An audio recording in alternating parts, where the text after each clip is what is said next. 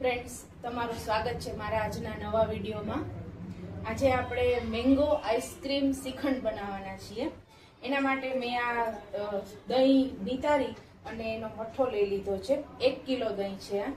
આ રીતે મેં આઈસ્ક્રીમ ઘરે બનાવેલો છે. હું આવી રીતે દૂધ ઉકાળી, ખાંડ નાખી, મિલ્ક પાવડર નાખીને ઉકાળીને રાખું છું.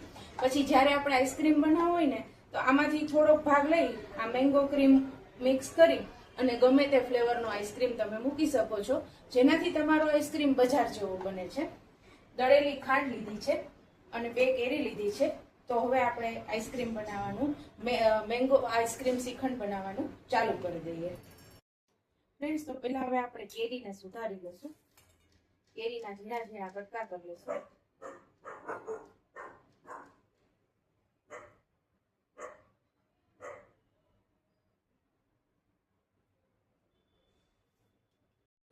ફ્રેન્ડ્સ, તો આપણે આ રીતે 2 કેરીને છોલી લીધી છે. હવે આપણે એના ઝીણા કટકા કરી અને સુધારી લેશું.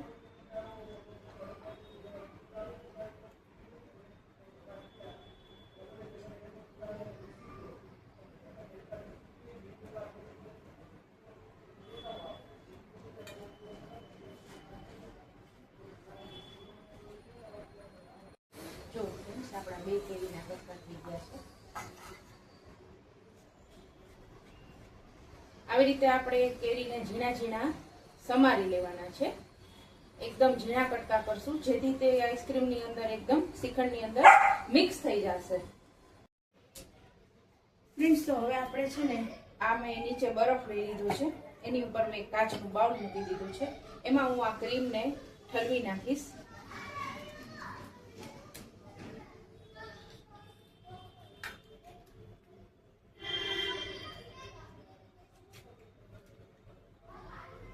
ક્રીમને આપણે આમાં ઠલવી લેવાનું છે.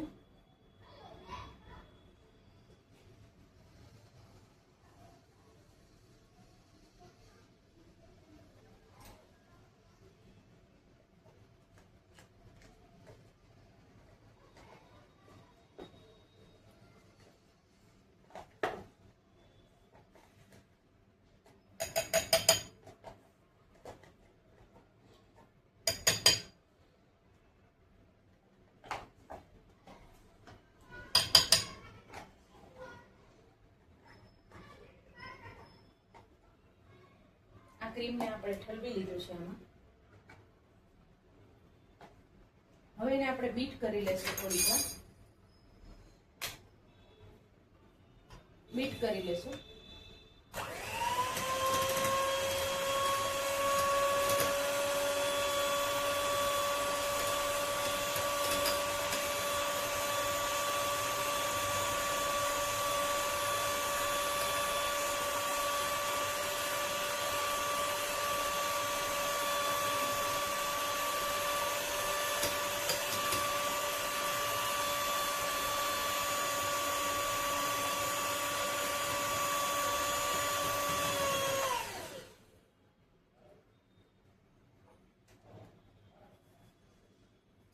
બીટ કરી લીધું થોડીક વાર.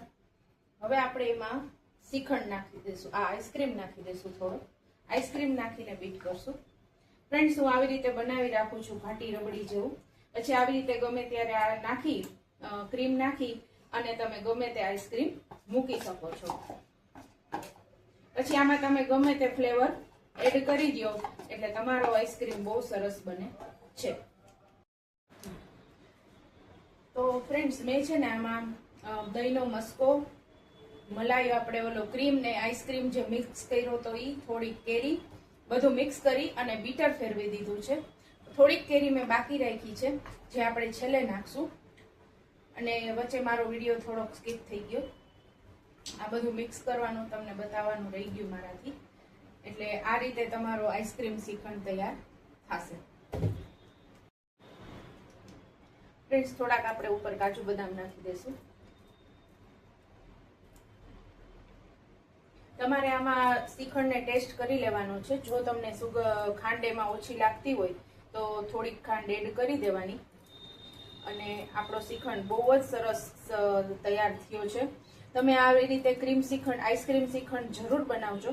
તમારે આવું કંઈ ન કરવું હોય, ઘરે આઈસ્ક્રીમ બનાવી લો, આપણી પાસે દર વખતે અવેલેબલ ન હોય, કોઈક વખત કોઈક ગેસ્ટ આવે, ઓચિંતાનો બનાવવાનો થાય, તો તમે વેનીલા આઈસ્ક્રીમ એડ કરી શકો છો. વેનીલા આઈસ્ક્રીમ એડ કરી અને તમે આ રીતે મેંગો આઈસ્ક્રીમ બનાવી શકો છો. પછી આવી રીતે તમે બોનબોન આઈસ્ક્રીમ શ્રીખંડ બનાવી શકો છો, ચોકલેટ આઈસ્ક્રીમ શ્રીખંડ બનાવી શકો છો, ડ્રાયફ્રૂટ વાળો બનાવી શકો છો, ચીકુનો બનાવી શકો છો, મિક્સ ફ્રૂટનો બનાવી શકો. આવી રીતે તમે પછી કોઈ પણ જાતનો આઈસ્ક્રીમ શ્રીખંડ બનાવી શકો છો. મારે તો હું તો છે ને ઘરમાં આવી રીતે બનાવીને રાખું છું, એટલે પછી જ્યારે એવું લાગે કે આઈસ્ક્રીમ ખાવો છે તો સવારે મિક્સ કરી અને રાખી દઉં, તો રાત સુધીમાં આપણે આઈસ્ક્રીમ ખાવો હોય તો રેડી થઈ જાય છે. એટલે આ રીતે તમે કોઈ પણ 1 લીટર કે અડધો લીટર દૂધ લઈ અને એકદમ ઘાટું એને અડધું કરી નાખવાનું. 1 લીટર દૂધ લઈને ખાંડ નાખીને એકદમ ઉકાળવાનું. એમાં 1 લીટર હોય ને તો 2 થી 3 ચમચા મોટા મિલ્ક પાવડરના નાખી દેવાના, જેથી આપણું દૂધ ઝડપથી ઘાટું થઈ જાય છે.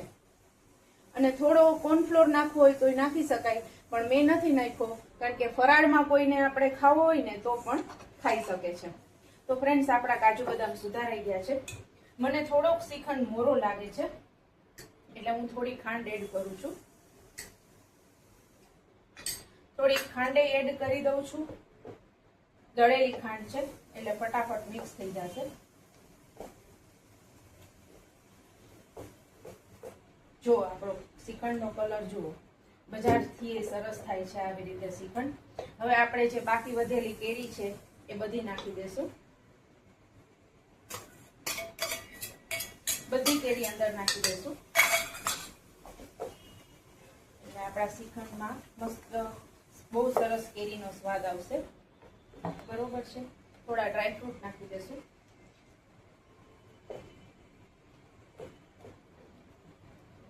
આપણો શ્રીખંડ, આ મેંગો આઈસ્ક્રીમ શ્રીખંડ જમવા માટે રેડી છે. હવે એને આપણે એકદમ ઠંડો ઠંડો ખાવા માટે એક બાઉલમાં, એક એરટાઇટ કન્ટેનરમાં કાઢી લેશું.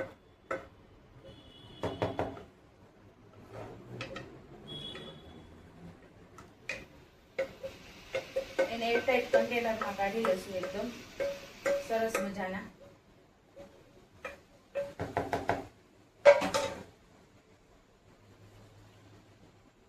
હલાવી નાખશું, સેજ ટેપ કરી દેશું. ઉપરથી પાછા કાજુ બદામ નાખી દેશું. જુઓ ફ્રેન્ડ્સ, તો આપણો આ આઈસ્ક્રીમ શ્રીખંડ રેડી છે. જો તમને મારો આ વિડીયો સારો લાગ્યો હોય તો મારા વિડીયોને લાઈક, શેર અને સબસ્ક્રાઇબ કરી દેજો, અને જરૂરથી કોમેન્ટ કરજો. જય દ્વારકાધીશ.